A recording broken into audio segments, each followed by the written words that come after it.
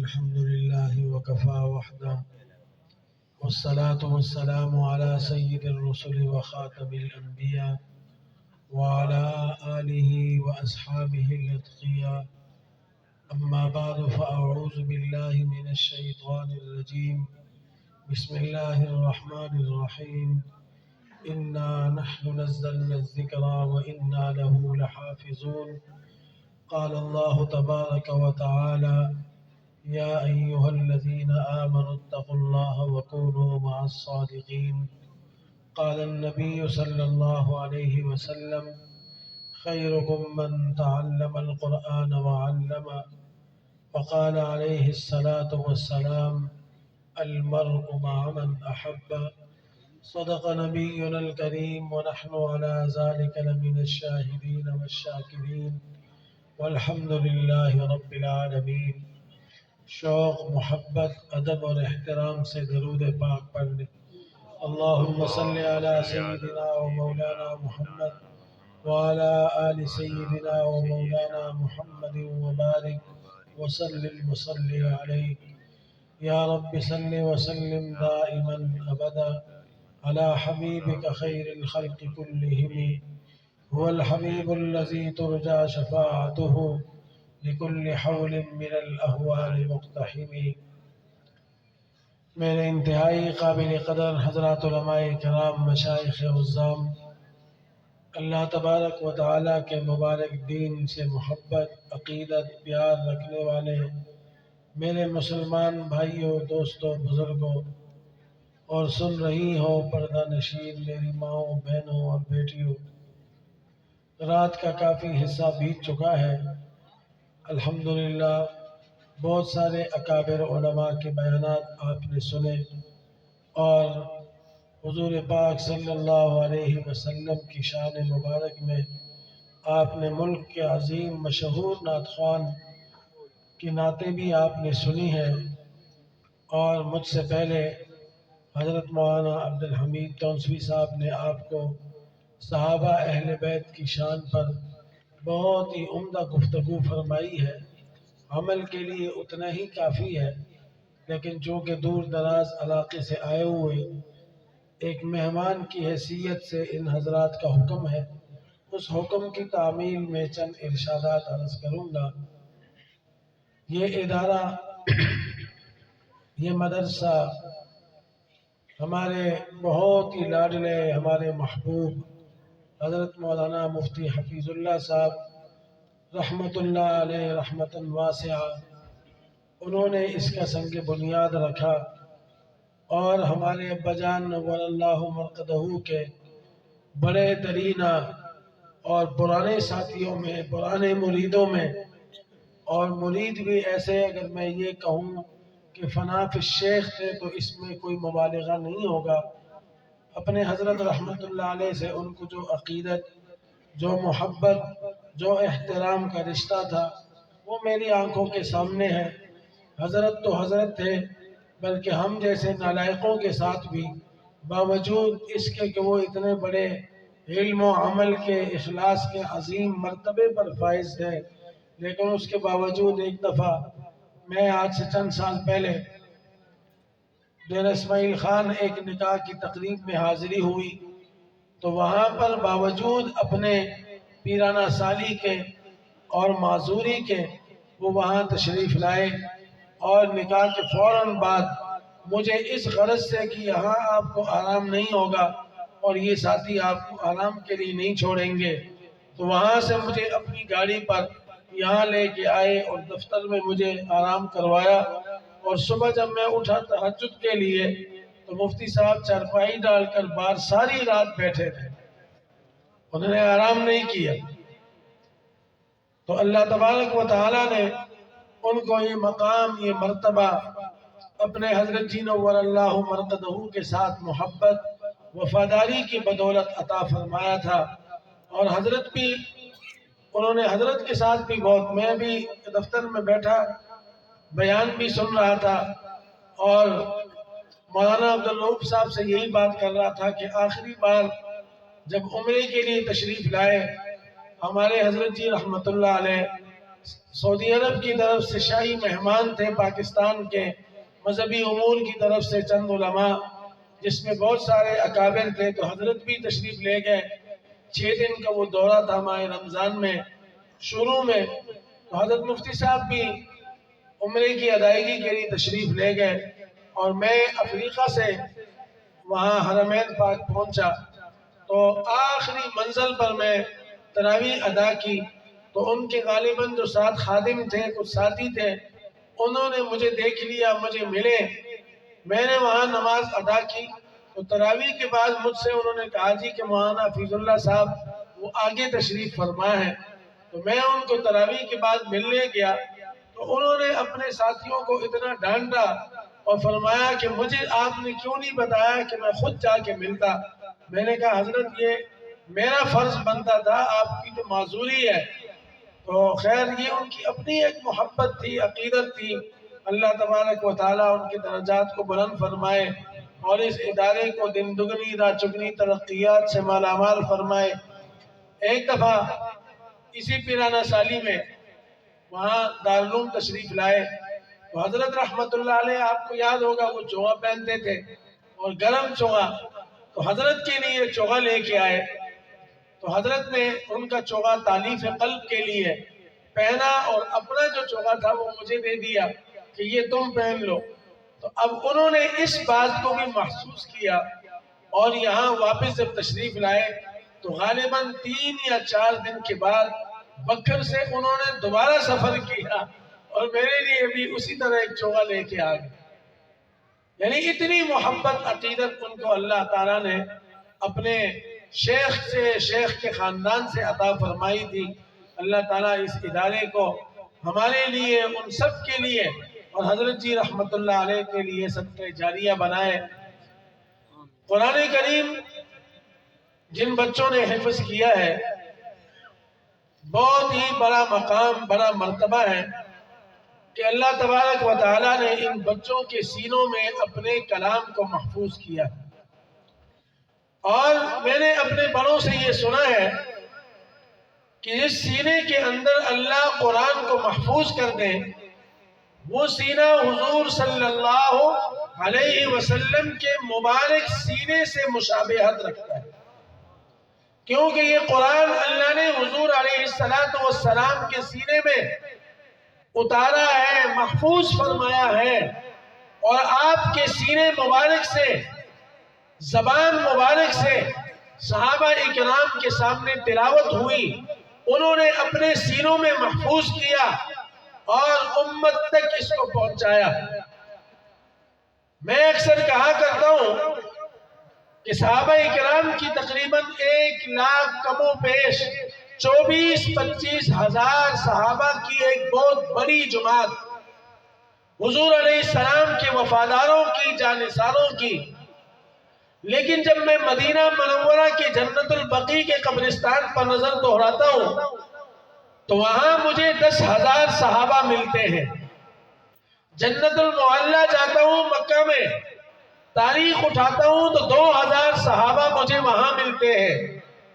مختلف غزوات میں حرمین کی سرزمین پر، وہ چاہے بدر کا میدان ہو، چاہے حنین کا میدان ہو، چاہے خیبر کا میدان ہو، چاہے تبوک کا میدان ہو، جہاں بھی آقا کریم کے سپاہی صحابہ اہل باطل سے، اہل کفر سے اسلام کی سربلندی کے لیے ٹکرائے، لیکن اگر میں تاریخ دہراتا ہوں تو مملکت سعودی عرب میں 20,000 سے اوپر صحابہ کی قبریں موجود نہیں،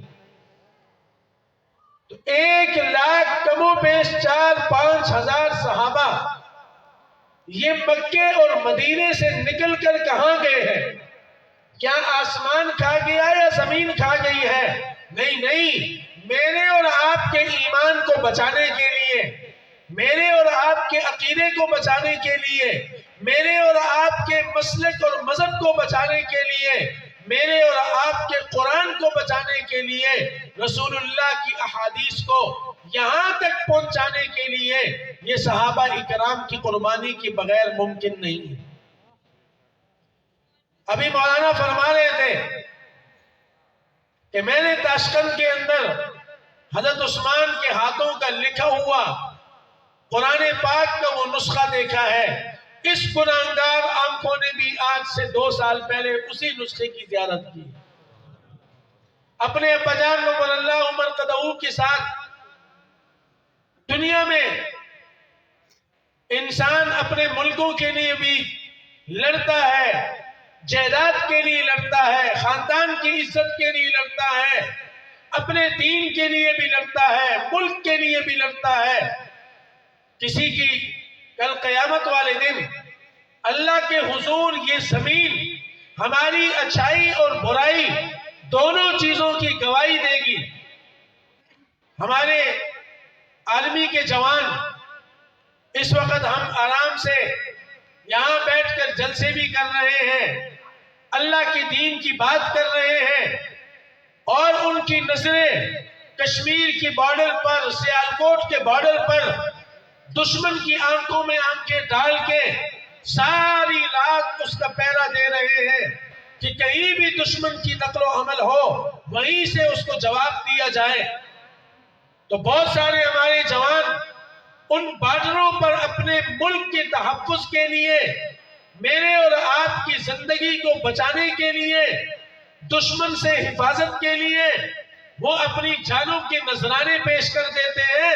کل قیامت والے دن وہ جگہ بھی ان فوجیوں بھائیوں کی گواہیاں دیں گی کہ یا اللہ یہ اپنے ملک کی حفاظت کے لیے فلاں جگہ پر انہوں نے ہندوؤں کے ہاتھوں شہادت کا جام نوش کیا تھا۔ اور اسی طرح افغانستان کی سرزمین، وہاں پر مجاہدین اسلام جنہوں نے 52 سے زیادہ نیٹو اور اس کے اتحادیوں کو دن دہاڑے گھٹنے ٹیکنے پر مجبور کیا اور دن دہاڑے انہیں چنے چبوائے، اللہ کی تائید اور مدد سے اسلام کا جھنڈا گاڑا اور اہل کفر، اہل یہود نصارہ کو افغانستان ان کا قبرستان بنایا۔ کل قیامت والے دن ان کے خون کا بھی وہاں سے حساب ہوگا۔ اسی طرح اسلام آباد کا ٹول پلازا مولانا اعظم طارق شہید کا بھی حساب دے گا، گواہی دے گا۔ اسلام آباد کا وہ پوش علاقہ جس کو بحریہ ٹاؤن کہا جاتا ہے، حال ہی میں ناموس تحفظ رسالت کے لیے حضور صلی اللہ علیہ وسلم کے ختم نبوت کی بقا کے لیے مولانا سمیع الحق شہید نے اپنا جان کا نذرانہ اسی بستر پر پیش کیا۔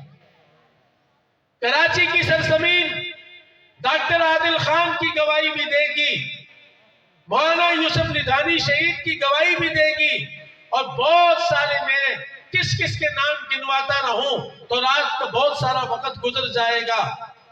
کسی نے اللہ کے قرآن کے لیے، کسی نے بارڈروں کے تحفظ کے لیے، کسی نے اپنے دین کی بقا کے لیے، کسی نے قرآن کی بقا کے لیے، لیکن قربان جاؤں عثمان تیرا خون گرا ہے تو اللہ کے قرآن پہ گرا ہے۔ عثمان کے لیے بھی کل اللہ کا قرآن گواہی دے گا، عمر کے لیے محراب رسول کل گواہی دے گا۔ تو مولانا جس کا نقشہ کھینچ رہے تھے، وہ تاشقند کے اندر وہ قرآن کریم میں نے اپنی آنکھوں سے دیکھا، یہ وہی نسخہ ہے جس پر عثمان رضی اللہ تعالی عنہ کا خون گرا ہے، اور آج بھی اس نسخے کے اوپر حضرت عثمان کے خون کے قطروں کے نشان اب بھی باقی ہیں۔ 14 صدیاں بیت چکی ہیں۔ یہ اسلام کے شاہ سواروں کے، ان شہزادوں کے یہ کارنامے تھے۔ اسی طرح جن قسم ابن عباس کا تذکرہ انہوں نے کیا، حضرت قسم ابن عباس رضی اللہ تعالیٰ عنہ اپنے پورے خاندان کے ساتھ سمرقند تشریف لائے، اور ایک بہت بڑا قبرستان صحابہ اور اہل بیت کا وہاں موجود ہے، جنہوں نے مکہ اور مدینہ کی سرزمین کو چھوڑا، اسلام کا جھنڈا انہوں نے روس کی اس ریاست میں بھی جا کر کھڑا ہے، اور وہ درسگاہیں، اسلام کی عظیم یونیورسٹیاں جو روس نے اپنی طاقت کے بل بوتے پر حضرت امام بخاری کی وہ عظیم درسگاہ، امام مسلم کی وہ عظیم درسگاہ، ابو اللیث سمرقندی کی وہ عظیم درسگاہ، جس کو اس نے مسمار کرنے کی کوشش کی اور جس کو بند کیا، تالے لگوائے، جو اس سے ہو سکا اسلام کی دشمنی میں وہ اپنے طاقت کے بلبوتے پہ کر چکا ہے، اور آج بھی جو ان کے حوالی یہ کہتے ہیں کہ ہم ان ملاؤں کو مٹا دیں گے، ان قرآن کے حفاظ کو مٹا دیں گے، اللہ کے کلام کو مٹائیں گے، ہم ان مدارس کو بند کریں گے، تمہارا باپ بھی نہیں بند کر سکتا اس کو۔ تو میری چوٹی کا زور لگا لو، جس رب نے اس قرآن کو نازل کیا، جس رب نے اس قرآن کو اتارا ہے، وہی رب اس کا محافظ بھی ہے، اور جن بھی سینوں کا انتخاب کیا اس سینوں کا بھی محافظ میرا رب ہے۔ تم کھالے بند کر دو، کہاں سے چندہ آتا ہے؟ ہمارے پاس بھی آیا دن آتے ہیں۔ میں آپ کو بڑی عجیب ایک بات بتا دوں، آپ بھی حیران ہوں گے۔ چند سال پہلے دوپہر کے وقت میرے پاس دو فرشتے آ گئے سرکار کے، جی ہمیں طلبہ کا ڈیٹا چاہیے۔ میں نے کہا لے لو۔ استادوں کا ڈیٹا چاہیے۔ میں نے کہا لے لو۔ چائے بھی پلائی، کیک بھی کھلایا۔ حضرت یہ آمدن کہاں سے آتی ہے؟ میں نے کہا وہ محراب کے اوپر چڑیاں بیٹھی ہیں، جا کے ان سے پوچھ لو وہ کہاں سے کھاتی ہے۔ یہ اللہ کی مخلوق چلتی پھرتی ہے، یہ کہاں سے کھاتی ہے؟ پوچھ لو جا کے ان سے۔ نہیں کوئی چندہ کوئی۔ میں نے کہا آپ جیسے مسلمان ہی ہمیں چندے دیتے ہیں، آپ جیسے عاشق ہی ہمیں چندے دیتے ہیں، آپ جیسے قرآن سے محبت رکھنے والے، مدارس دینیہ سے محبت رکھنے والے چندہ دیتے ہیں۔ اللہ کی شان بہت ساری، ان میں بڑے اچھے لوگ بھی ہوتے ہیں، مجبور ہیں بیچارے اپنی ڈیوٹی سے، لیکن بڑے اچھے نیک لوگ بھی ہوتے ہیں۔ خیر جاتے جاتے مجھے 1000 روپے دے گئے کہ حضرت یہ طالب علموں کے لنگر میں ڈال دیں۔ میں نے کہا میرے اللہ ایسے کھلاتا ہے۔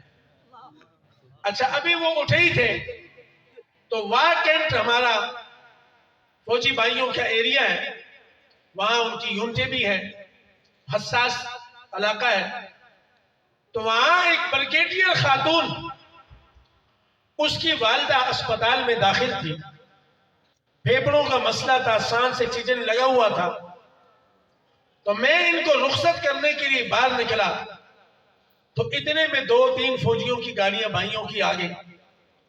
میں بڑا پریشان ہوا، میں نے کہا یا اللہ یک نشد دو شد، سمجھ آگئی، ایک بلا سے جان چھوٹی دوسرے آ گئے۔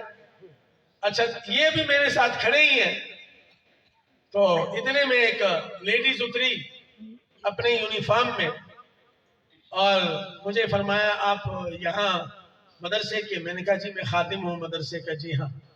فرمانے لگے جی بچوں سے ایک ختم کروا دو، میری والدہ بیمار ہیں، اللہ ان کو صحت دے دے اور اپنی دعاؤں میں اس کو یاد رکھیں، اور 3 بڑے بڑے بکرے اپنے ڈالے سے اتروائے۔ اور میں نے آسمان کی طرف دیکھا اور ان کی طرف بھی دیکھا، میں نے کہا واہ میرے رب تیری کیا شان ہے، ان فقیروں کے لیے بکرے آئے تو VIP ڈالوں میں بیٹھ کے آئے۔ اللہ کھلاتا ہے تو ایسے کھلاتا ہے۔ تو کوئی کسی کے خام خیالی ہو کہ ہم مدرسوں کو بند کر دیں گے، تمہارا ابا جی بھی نہیں بند کر سکتے۔ بند کرنے والے بند ہو گئے، چلے گئے ہیں، اور تم بھی چلے جاؤ گے، اس کرسی پہ رہو گے نہیں، یہ عارضی کرسی ہے۔ اور ملا تو وہ تو ساری قوم کا مشترکہ سرمایہ ہے نا، اس نے نکاح بھی پڑھانا ہے اور اس نے جنازے بھی پڑھانے ہیں۔ ملا نکاح بھی پڑھاتا ہے، دم بھی کرتا ہے، لیکن جنازے بھی پڑھاتا ہے۔ تو جب تک وہ تمہارے جنازے نہیں پڑھے گا تو وہ کیسے مرے گا؟ تمہیں کس کے پیچھے چھوڑ کے جائے گا؟ ان قبرستانوں کی زینت تمہیں بنا کے پھر وہ دنیا سے جائے گا۔ یہ سکندر بھی کہا کرتا تھا میرا جی چاہتا ہے ایک چاندی کی کشتی بنا دوں اور اس سارے ملاؤں کو اس کے اندر ڈال کے اور ان کا سارا کچھ اس میں ڈال کے سمندر کے بس میں جا کے ان کو غرق کر دوں. اللہ کی شان اس کی حسرت یہ تو نہ پوری ہوئی، لیکن خدا نے اس کو ملک پاکستان کی مٹی بھی نصیب نہیں کی. سمندر پار مارا اور وہاں کابل میں اس کی قبر بنی. انقلاب آیا، بم لگا، خسکم جہاں پاک. کیا مردار ہوا؟ نہ فاتح نہ درود، اسی طرح مردار مرا. تو بہرحال قرآن کریم بڑی عظیم کتاب ہے. بڑے مبارک ہیں وہ خاندان، بڑے مبارک ہیں وہ لوگ جن کے بچوں کے سینے میں اللہ نے اپنے کلام کو محفوظ کر دیا. بڑی مبارک ہیں وہ میری بیٹیاں جن کے سینوں میں اللہ کا کلام محفوظ ہو گیا. حضور صلی اللہ علیہ وسلم کی احادیث مبارکہ محفوظ ہو گئی ہیں. بڑی مبارک ہیں. اللہ ان سینوں کی، ان وجودوں کی حفاظت فرمائے.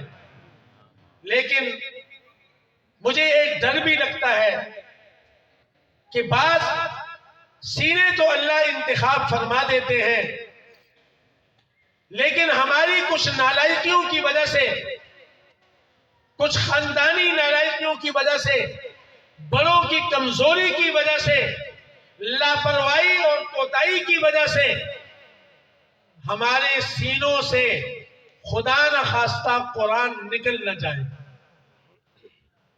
اس لیے جب آپ کے سینے کا انتخاب مالک نے کر دیا، 3-4 سال مدرسے نے، استاذ نے، درسگاہ نے اور اس قوم نے آپ سے محبت کی، محنت کی.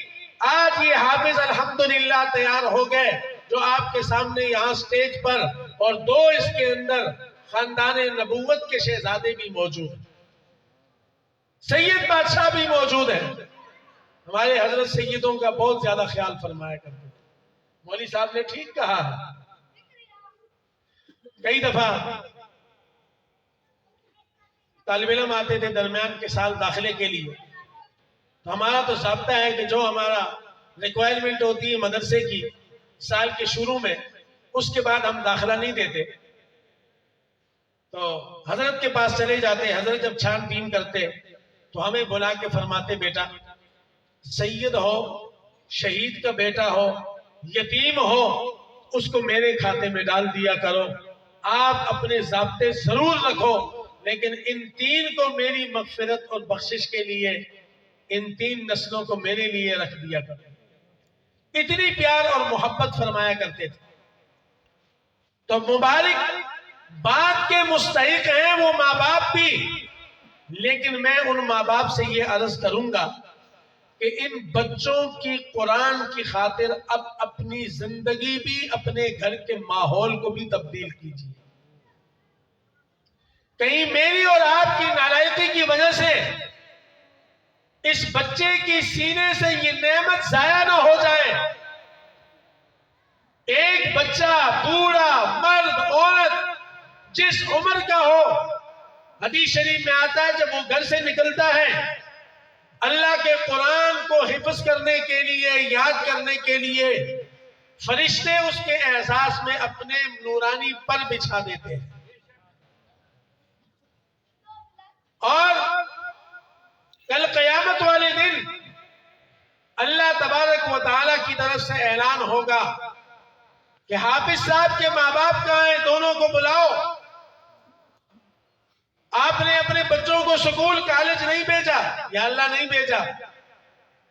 اپنی راحت آرام کے لیے کوئی ذمہ داری، کوئی ان کو ہنر نہیں سکھایا، یا اللہ نہیں آپ کے کلام کے لیے وقف کر دیا تھا. فرمایا جائے گا لاؤ، دونوں کے سروں پر ایک نورانی تاج رکھ دو، ایک کے سر پہ اور دوسرا دوسرے کے سر پہ. حدیث شریف میں آتا ہے کہ اس تاج ایک کی روشنی دنیا کے چاند اور سورج سے بھی زیادہ ہوگی. اس حافظ صاحب کو کہا جائے گا، حافظ صاحب یہ 10 ٹکٹ اپنے پاس لے لو، 10 پرچیاں 10 کارڈ اور جاؤ اپنے خاندان کے، تمہارا تایا ہو، چاچا ہو، ماما ہو، جو تمہاری مرضی ہے، تمہیں آج اختیار ہے. تو نے دنیا کے اندر میرے قرآن سے وفا کی تھی. صبح سحری کے وقت تو اٹھتا تھا، رات کو 9-10 بج جاتے تھے، کبھی روٹی ملتی کبھی نہ ملتی، کبھی پنکھے کی ہوا ہوتی کبھی نہ ہوتی، کبھی ٹھنڈا پانی ملتا کبھی نہ ملتا، کبھی روکھی کبھی سوکھی. ماں بھی یاد آتی، باپ بھی یاد آتی. ان کی شفقتوں کو، ان کی محبتوں کو تو نے چھوڑا، بہن بھائیوں کو چھوڑا، گھر کے نرم گرم بسترے کو چھوڑا، علاقے کو چھوڑا. حافظ صاحب قرآن سے وفاداری کی تھی نا. فرمایا جائے گا جاؤ اپنے خاندان کے 10 ان لوگوں کو جن کے اوپر جہنم واجب ہو چکی ہے، ان کو وہاں سے نکالو اور جنت میں لے جاؤ. سبحان اللہ. یہاں تک بس نہیں، حافظ صاحب کو کہا جائے گا حافظ صاحب دنیا میں اپنے استاذ کو منزل کتنے پیارے انداز سے سناتے تھے، بڑے ٹھہر ٹھہر کے سناتے تھے، حدر سے سناتے تھے، مشق سے سناتے تھے، مزے لے لے کے پڑھتا تھا. جب رمضان آتا تراویح کس انداز سے سناتا کہ پیچھے سوئے ہوئے بھی جاگ جاتے. تیری آواز، تیری محنت، تیری جدوجہد، تیری قرآن سے محبت، تیرے قرآن سے عقیدت، تیرے قرآن سے دوستی. حافظ صاحب نہیں، بات ابھی تمام نہیں ہوئی. جیسے تو دنیا میں ٹھہر ٹھہر کے پڑھتا تھا، حافظ صاحب آج اسی طرح بسم اللہ سے شروع کر اور رحمت کی، برکت کی، جنت کی سیڑھیوں پہ چڑھتا جا. ایک ایک آیت پڑھتا جا. 6666 آیات اللہ نے تیرے دل کے اندر، سینے کے اندر محفوظ کی.